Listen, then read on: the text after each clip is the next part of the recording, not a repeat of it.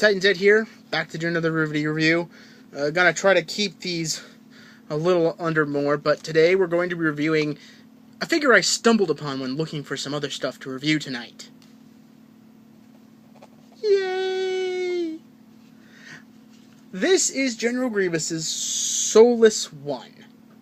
This is his personal fighter ship, which was seen briefly in Episode 3, and was seen more of in the Star Wars Clone Wars series.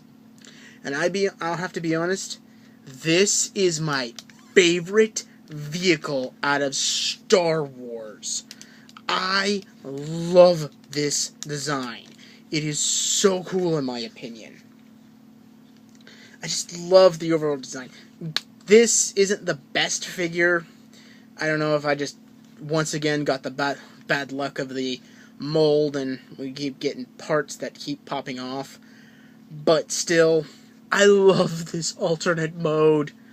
Again, the Star Wars Transformers weren't known for great transformations. They weren't known for good cohesive robot modes.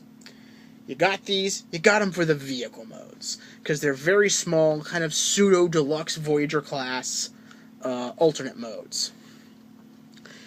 Or pseudo-Voyager deluxe class size vehicles. And I absolutely love this one for more than one reason, not just the vehicle mode. If anyone's owned the General Grievous Battle Wheel, I just feel dirty talking about it. Ugh, bad Transformer. If you had the misfortune, you understand what I'm talking about. If you've never touched it, don't go looking for it. Horrible Transformer. Horrible.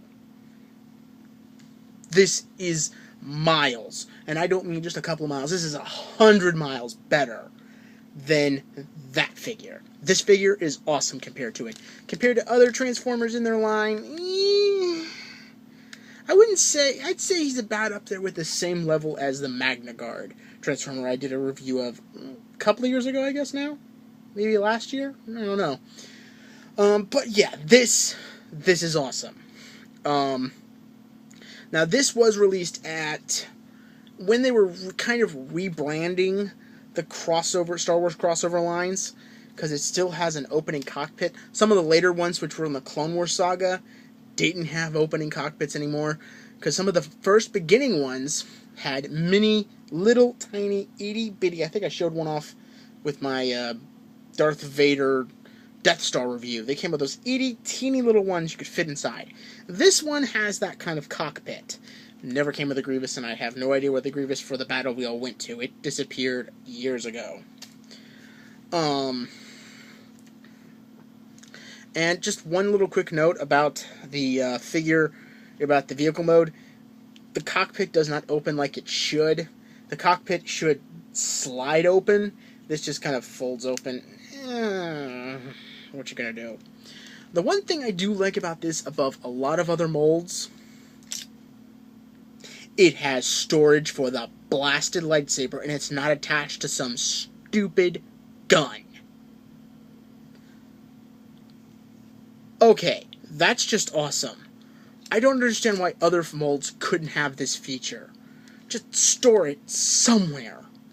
I mean, not even just one. It has 2 lightsabers. 2! Perfectly stored away, hidden away, not easily seen. Why don't the other ones have that kind of storage? Pardon me. But still. Now, this thing is not supposed to come apart when you transform it, but it's just easier. What you do, kind of take this apart. And if you haven't guessed before, General Grievous is one of my favorite Star Wars villains. He's right up there with Boba Fett and Jango Fett. I just think he's so awesome. Now technically you're supposed to raise this up and start transforming things. There's one problem. That comes off way too easy. I've tried for years to get it to go on better. I can't without bending the plastic and making it possibly break. So I just take it off during most of this transformation. You're left with pretty much the rest of the body. Yeah, like I said, General Grievous, one of my favorite villains. Because when we first saw him was in Genndy Tartakovsky's Clone Wars micro series, and he was a badass. Yeah, I'm not a big fan of the way he died in Episode 3. Or the way he was portrayed in the Clone Wars series. That he was portrayed kind of not exactly good. That was the one problem with the Clone Wars series. They didn't have as many expendable characters. The expendable characters were the clones. And that kind of got boring to see get killed time and time again.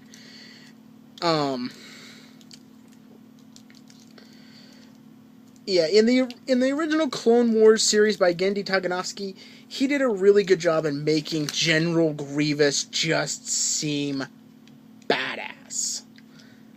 He really did a good job. Especially with a character that got kind of tacked on. No, not tacked on, actually. What actually got tacked on? You know, the coughing problem that General Grievous had in Episode 3 was due to Mace Windu kind of crushing his chest, causing damage to what little organic pieces he had left in him. It was, yeah, because George Lucas called up Genndy Tartakovsky, and he says, I need you to animate one little more bit for me just before Episode 3.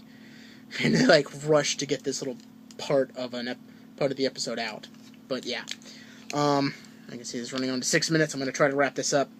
But this is his robot mode. This isn't bad. It's not particularly good. Like I said, you could potentially just take this off. He gets a little better. I'll admit, he seems like a regular action figure at this point. But you can't. But you can also leave it on. Like I said, that joint's just way weak. I'm not gonna fault it though. If you're a General Grievous fan, I can recommend this. This is actually a pretty decent figure. It represents the character well. It has a great alternate mode. Storage for the flipping lightsabers. He's the only one that I know of that does that. Next to the Magna Guard that stores its little electric rods. But yeah, if you can hunt this guy down, I highly recommend it. He's so much fun. Just the ultimate mode alone is just really good in my opinion. And the robot mode isn't too bad. And yes, even with those gangly little feet, he can stand on his own quite easily. It does take a lot to knock him over. I was very surprised the first time I transformed this, thinking, oh, this thing's going to topple over like nothing. No, this guy can stand. I wouldn't try posing him with that backpack. But yeah, he can stand on his own. I'm impressed. If I gotta say his only fault in robot mode is the fact I gotta probably live without them coloring his arms the way they did, because it's just so much more broken up than any of the other figures that it probably would have just been better to leave them looking like the rest of the metal color rather than trying to paint them like his arms, because it's so broken up. But that's really my only complaint. Other than that, this is a great figure. I just love the alternate mode. That's why I picked it up. If you can find it. Oh, I forgot about this. He does have landing gear. They pop out from the back. He does sit perfectly level when those are out. Again, if you can find this guy cheap, I wouldn't pay more than maybe $15 maximum out of packaging. In packaging, maybe 20. Just a little over. But other than that, he's a great figure. You really... even look at that mold on his head. Damn, the glare is not helping. That's a really good mold, too. So, yeah, again, go pick this figure up. He's awesome. So until next time, this is Titans Ed saying I'll see ya when I see ya.